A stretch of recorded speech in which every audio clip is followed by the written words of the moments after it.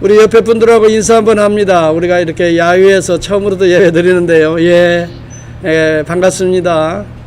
뭐 익숙하지는 않지만 그래도 저 뒤에 말 잘 들립니까? 할렐루야.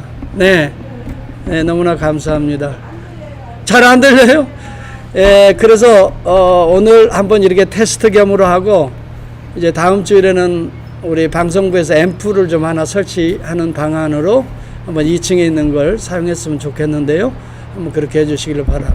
여하튼 오늘은 제가 좀 목소리를 조금 더 높여서 말씀을 나눠보도록 하겠습니다. 우리가 지금 지난주에 사실 말씀을 전하려고 한 내용은 두 나라에 대한 이야기예요. 두 나라. 우리가 이 땅에 살고 있지만 하나님 나라의 백성으로 산다. 이 땅에는 우리가 출생으로 말미암는 땅이지만 하나님의 나라는 거듭난 자로서의 백성이다. 그래서 하나님의 나라는 아무나 들어갈 수 없고 거듭난 자만이 들어갈 수 있고, 이 세상 나라는 사람의 통치를, 사람의 이성과 사람의 지혜와 경험의 통치를 받지만, 그러나 하나님의 나라는 하나님의 지혜, 하나님의 권능과 능력의 통치를 받는 나라이다. 세 번째는 이 나라는 궁극적으로 인간의 지혜대로 움직이는 것 같지만 인간이 교만하고 악화해서 점점 망하는 길로 갈 수밖에 없지만, 하나님의 나라는 미미하게 씨앗과 같이 시작되지만 점점점 여러분 확대되어지고 마지막에는 새하늘과 새 땅에 놀라운 컨슈메이션으로 영광의 자리로 변화받게 될 것이라고 하는 이러한 두 나라의 개념, 이것이 어거스틴이 바로 오늘 본문의 내용을 가지고 해석하면 분명히 해야 하는 것임을 다시 한번 깨닫게 됩니다. 나는 세상에 속한 세상 나라의 백성인가, 아니면 나는 하나님 나라에 속한 하나님의 백성인가, 날마다 누구의 통치를 받느냐에 따라서 결정되어질 것이고, 내가 거듭났느냐 말씀으로 성령으로 거듭났느냐에 따라서 결정되어질 것이고, 우리는 영원한 나라를 향하고 있다고 하는 소망 가운데 우리는 살아갈 수 있을 것입니다. 빌라도는 예수 그리스도에게 내가 유대인의 왕이냐라고 먼저 질문을 해요. 예수님은 그때 침묵하셨어요. 다른 이야기를 하시는 거예요. 예수님은 유대인의 왕으로 오신 게 아니에요. 여러분, 이 세상 나라의 어느 민족의 왕으로 오신 게 아니에요. 그래서 우리 주님은 그런 이야기를 합니다. 내 나라는 이 세상에 속한 나라가 아니라라고 36절에 말합니다. 만일 내 나라가 이 세상에 속한 것이었다면 내 종들이 싸워 나로 유대인들에게 넘겨지지 않게 하였으리라. 이제 내 나라는 여기에 속한 것이 아니니라라고 말합니다. 예수 그리스도에게 속한 나라로 그의 백성들이 되기 위해서는 우리는 거듭나지 않으면 안 되는 것입니다. 거듭나지 못했던 빌라도는 이 사실을 미처 알지 못합니다.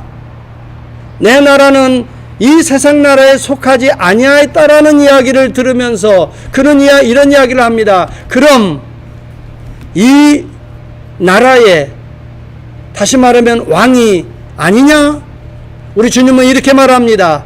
그 나라에 내가 왕이냐라고 그런 의미로 말을 합니다. 내가 하나님 나라의 왕이다라고 말하고 있는 것입니다. 37절에 예수께서 대답하시되 내 말과 같이 내가 왕은 왕이니라. 그러나 이 세상에 속한 나라의 왕이 아니라, 정치적인 왕이 아니라 하나님이 통치하시는 하나님 나라의 왕이라.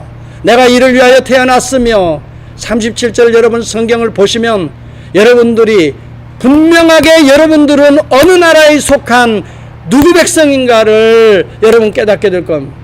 이를 위하여 세상에 왔나니 곧 진리에 대하여 증언하려 함이로다. 진리란 하나님의 나라에 대한 이야기입니다. 하나님의 나라의 통치의 왕 중 왕으로 오신 그리스도에 대한 이야기입니다. 이것을 증언하려 함이로다. 무릇 진리에 속한 자는 내 음성을 듣느니라. 여러분, 진리에 속하지 아니하였기 때문에 빌라도는 이 개념을 이해할 수가 없는 것입니다. 진리에 속한 자는 내 음성을 듣는다라고 말합니다. 진리에 속했다라는 말이 무엇입니까? 진리는 우리 주 예수 그리스도이십니다. 그리스도에게 속한 자라는 말입니다. 영적으로 거듭났다는 이야기입니다. 하나님 나라의 그리스도의 통치를 받는 백성이라는 이야기입니다. 점점점 그리스도의 나라가 확장되어지는 인생이라고 하는 말입니다. 여러분, 그때 빌라도는 이런 질문을 던집니다. 도대체 그러면 진리가 무엇이냐라고 말을 합니다. 그렇습니다. 이 질문은 사실 지금까지 인류 문명의 역사에 계속해서 묻는 질문입니다. 인간이 누구냐? 우주가 무엇이냐? 진리가 무엇이냐? 그럼에도 불구하고 어느 누구 하나도 정확하게 제대로 답변한 자는 사실 없습니다. 여러분, 21세기에 들어서 인간의 뇌과학이 많이 발달되고 있습니다. 대부분의 뇌과학자들에 의하면 인간의 뇌는 수백억 개의 뉴런으로 구성되어 있는데 인간이 일생 동안 거의 10%도 사용하지 못하고 죽는다는 것입니다. 어떤 분은 그런 이야기 합니다. 아인슈타인이 15% 정도 활용했다라고 말하는 그런 학자도 있습니다. 그러나 실제적으로 정확한 퍼센테이지나 이런 건 알 수가 없습니다.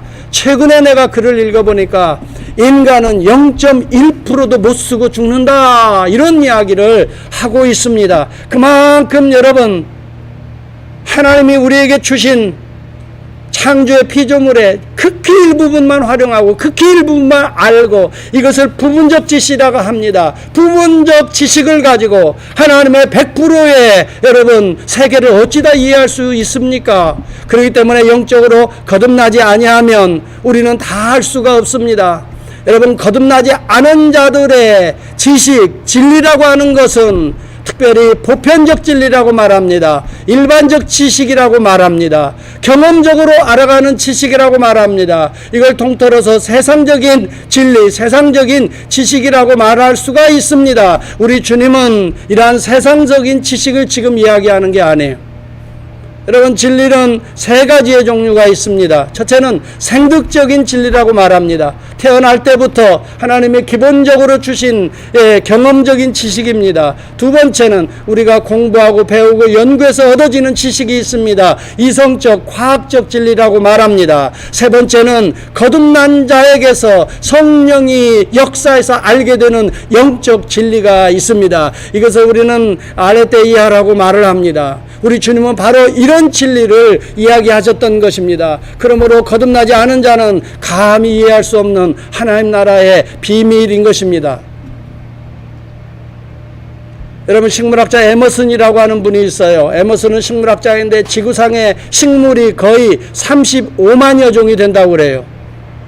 35만여 종의 식물이 알려져 있는데 대략 인간이 그것을 연구하고 알고 있는 식물의 종류는 거의 3,000종류밖에 되지 않는다는 거예요. 과학적으로, 생물학적으로 연구해서 이것을 데이터로 만들어낼 수 있는 식물은 3,000종류. 그 가운데 우리가 식용으로 활용해서 먹을 수 있는 식물은 몇백 종류도 되지 않는다는 거예요. 그리고 그것 외에는 모두가 다 잡초처럼 버려진다라고 말을 하고 있어요. 이처럼 우리가 알고 있는 이 지식은 너무 미미해서 이 지식에 미치지 못하는 것들을 잡초처럼 여기고 버린다는 거예요. 여기에는 여러분, 하나님의 놀라운 영적인 진리를 담아낼 수 없는 인간 이성과 과학적인 한계를 말해주고 있는 거예요.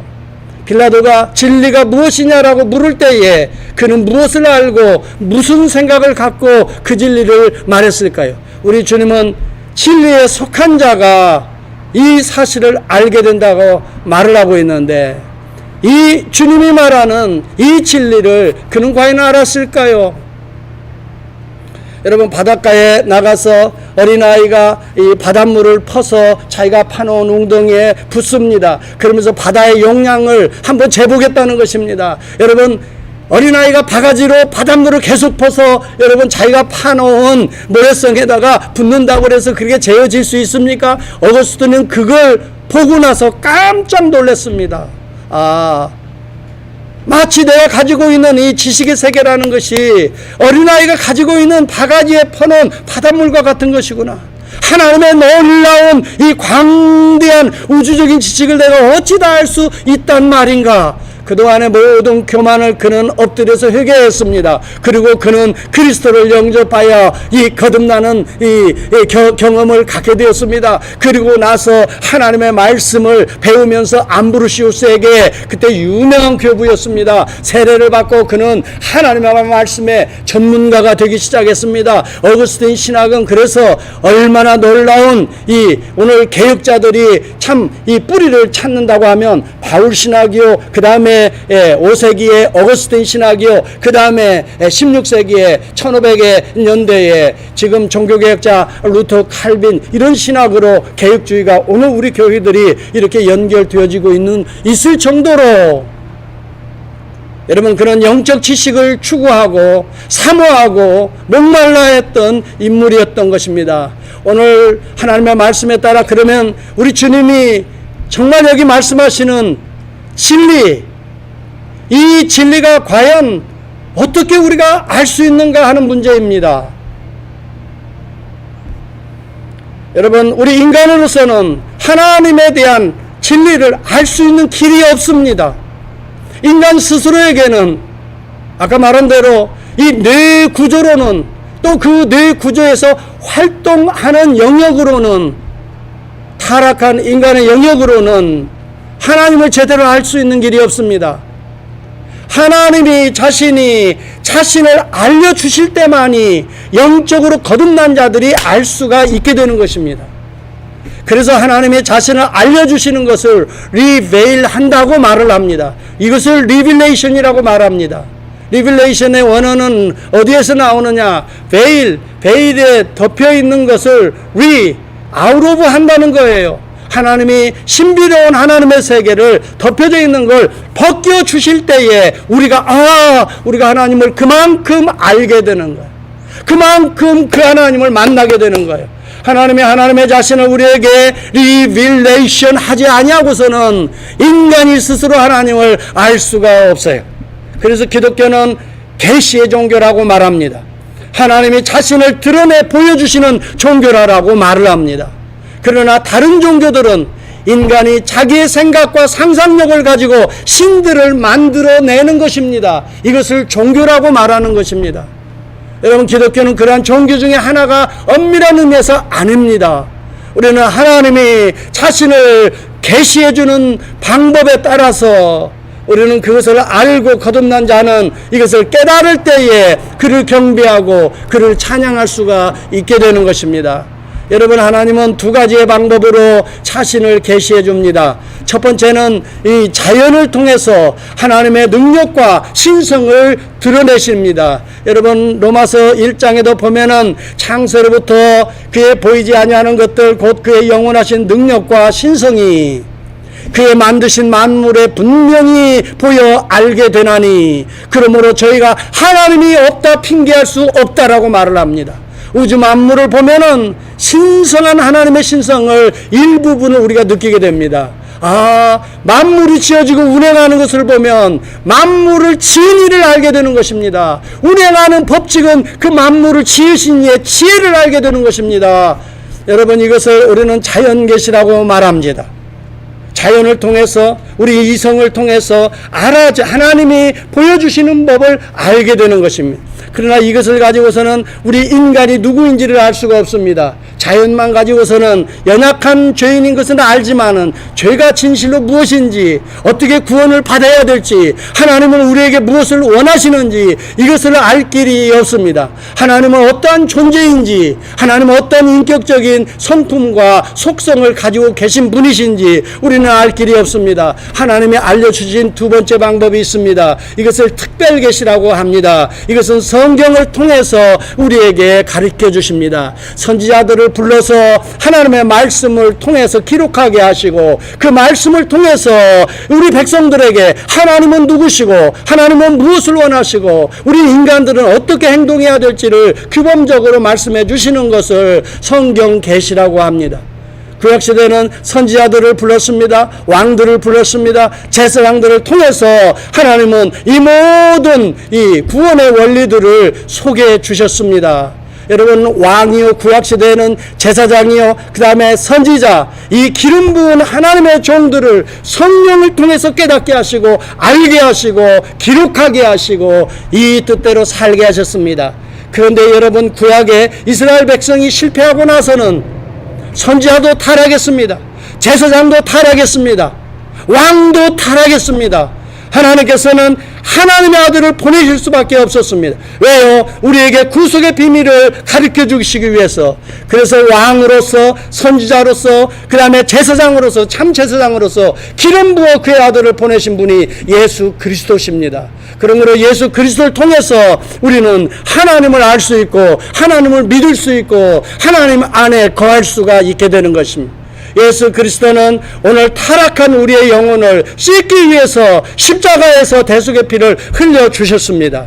오늘 예수 그리스도를 믿는 자들 속에서는 이제 거듭남의 역사가 성령을 통해 일어나는 것입니다. 그런 자들이 하나님과 영적으로 연합되는 놀라운 은혜를, 특권을 받아 누리게 되는 것입니다. 그러므로 그리스도 안에 거하지 아니하고서는, 진리 안에 거하지 아니하고서는 진리를 알 수 없는 거예요. 하나님의 지식을 하나님 안에 거하지 않고서는 알 수가 없는 것입니다. 예수 믿지 아니하고서는 하나님을 알 길이 없는 것입니다.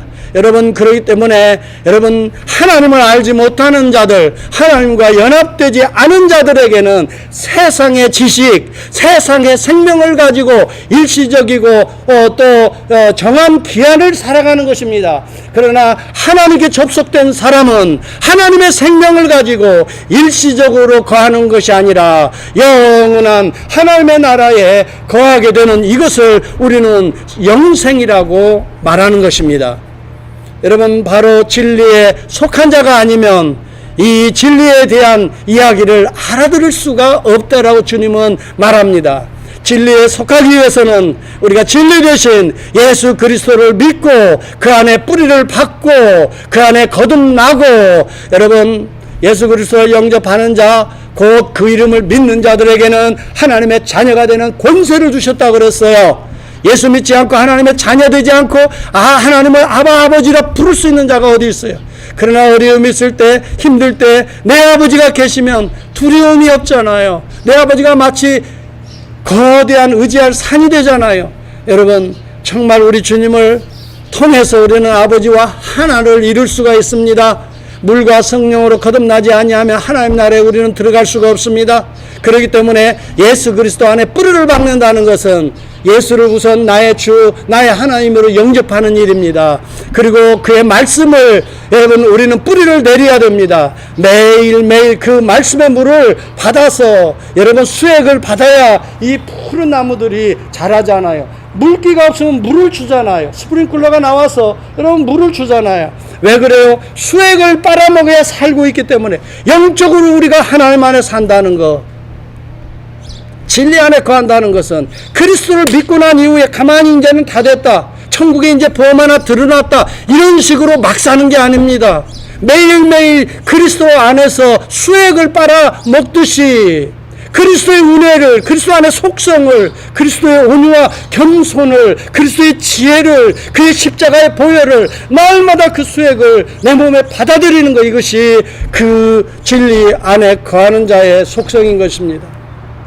여러분, 정말 저와 여러분들은 하나님을 알고 영접한 자가 없어요. 하나님을 알 수 있는 지혜를, 성령의 은혜를 먼저 하나님이 나에게 주신 거예요. 여러분, 믿음이 여러분에게서 나온 게 아니에요. 하나님이 여러분을 선택해서 성령을 통해 믿게 하신 거예요. 우리의 마음을 열어주신 거예요. 내가 열고 싶어서 여는 사람 없습니다. 안 됩니다, 그렇게. 내가 결심한다고 예수 믿는 게 아니에요. 정말 내가 오늘 예수 믿고 오늘 내가 핍박을 당하고 죽더라도 천국 가는 확신 있는 사람은, 그 믿음은 우리 하나님이 주신 은혜의 선물이다, 이 말에. 그러므로 우리는 이미도 그리스도 안에 접붙인 자입니다. 수액을 날마다 빨아먹어야 돼요. 여러분, 그렇지 않고 나는 이제 예수 믿었으니까 천국 다 이제 가장 따뜻한 자리에 내가 갈 집이 다 있다, 천만에요. 매일 수액을 빨아먹듯이 그리스도 안에 거하는 자는, 진리 안에 거하는 자는, 여러분, 그 예수 그리스도의 포도나무 비유를 보세요. 그 가지가 떨어지지 않아요. 떨어져 버리면 어떻게 될까요? 열매 맺을 수 없어요. 항상 붙어 있다는 것은, 가지가 그 열매에 그 나무에 붙어 있다는 것은 그리스도께서 그래요. 나는 포도나무에 너희는 가지라라고 말해. 가지가 너가 내 안에 있으면 붙어 있으라 이 말이에요.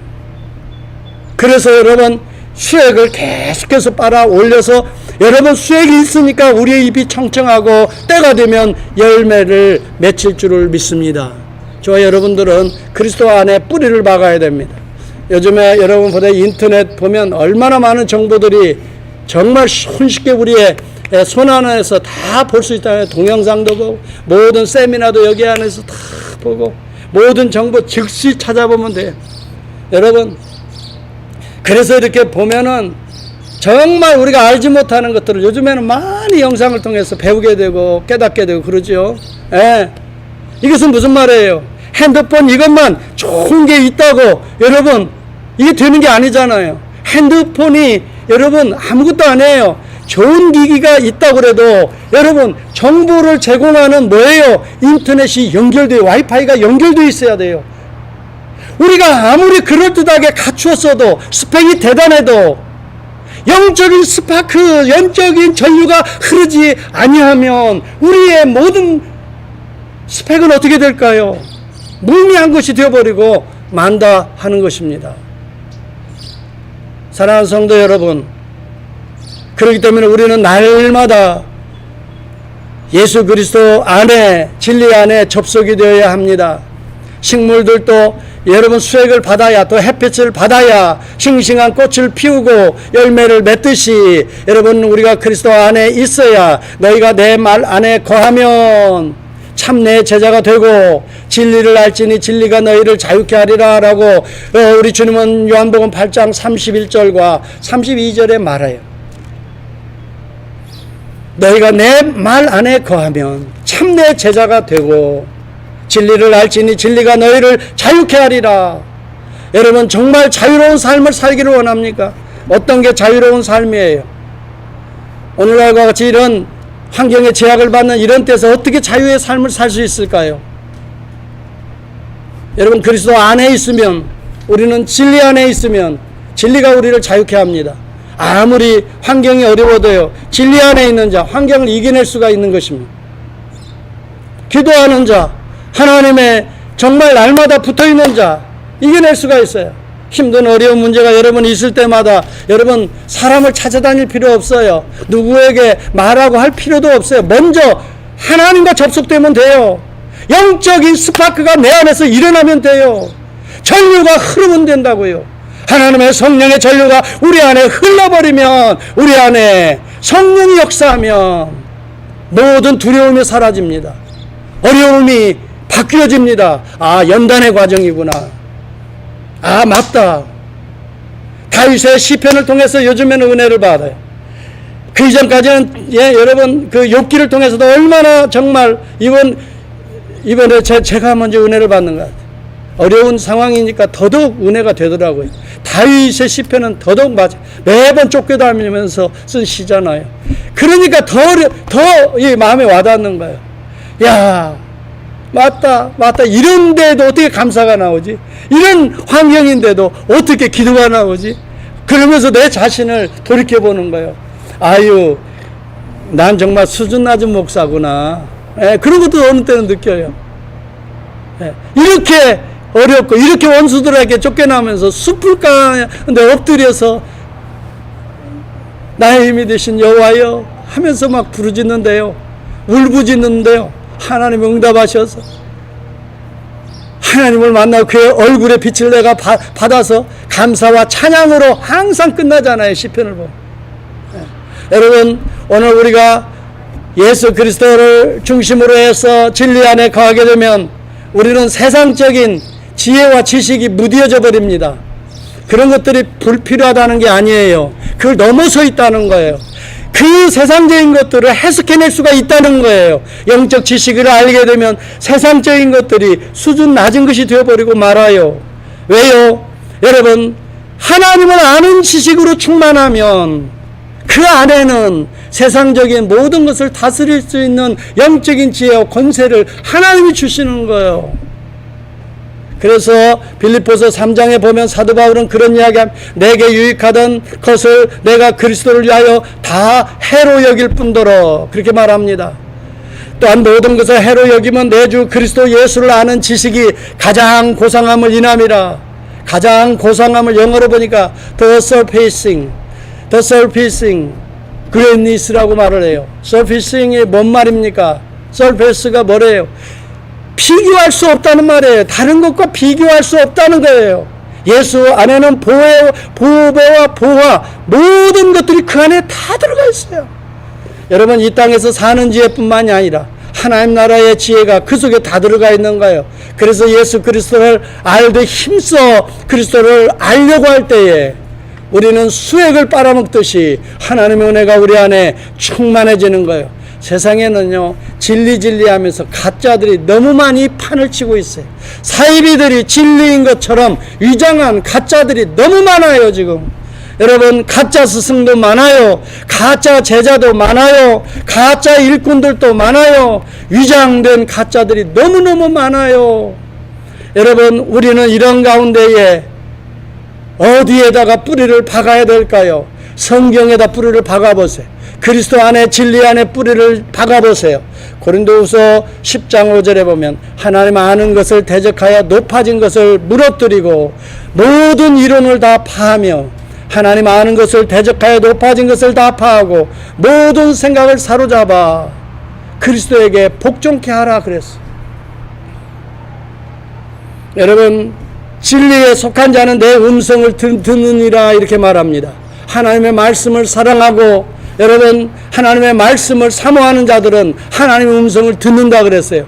그래서 어느 분들은 그래요. 목사님, 하나님의 음성을 어떻게 듣습니까? 진짜로 아무개야 오늘 이렇게 해라 그런 음성을 듣습니까? 이런 걸 정말 물론 신비로운 세계니까 그렇게 물어볼 수도 있겠죠. 또 부흥회 목사님들이 나 하나님의 음성 들었다고 막 강조하다 보니까 그런 생각 들 수도 있겠죠. 그런데요, 하나님의 음성은 직접적으로 옛날 구약시대처럼 모세야 이렇게 부르는 거예요. 다윗아 이렇게 하는 거야. 지금은 예수 그리스도가 오시고 모든 율법을 성취하셨어요. 지금 은혜의 시대고 성령의 시대고 말씀의 시대예요. 말씀을 통해서 하나님이 우리에게 말씀하는 거예요. 그렇기 때문에 여러분, 성령의 충만함을 가지고 말씀을 잘 들어보세요. 그리고 깊이 묵상해 보세요. 그 말씀을 통해서 나에게 말씀하시는 하나님의 음성이 계속 들리는 거예요. 이런 것을 목회자들이 듣는다라고 말을 하는 거예요. 근데 이것을 너무 깊이 빠지다 보면 진짜 듣는 것처럼 그렇게 느낄 수가 있어요. 예. 저도 그런 때 가끔씩 깊이 들어가다 보면 진짜 하나님의 음성이 쾅 어느 때 깨달음이 올 때는 진짜 하나님의 음성이 나에게 그렇게 말씀하시는 거 같이 느낄 때가 있다고요. 여하튼지 간에 중요한 건 하나님의 말씀을 벗어나지 말라 하는 거예요. 예. 여러분, 누가 신비적으로 뭘 체험했다, 뭐 방언한다, 뭐 기적과 그런 데 빠지지 말고 진리에 속하라 이 말이에요. 진리는 하나님의 말씀이에요. 말씀이 육신이 되신 그리스도예요. 왜 다른 데서 진리를 추구하지 마세요. 요즘 여러분 인터넷으로 예배 드린다고 하니까요. 저도 인터넷에 이 많은 설교도 들어보는데요. 참 위험스러운 이야기하는 사람들이 의외로 많더라고요. 위험스러워 죽겠으나 정말. 성도들 이렇게 말하면 이게 오해가 될 부분이 많아요.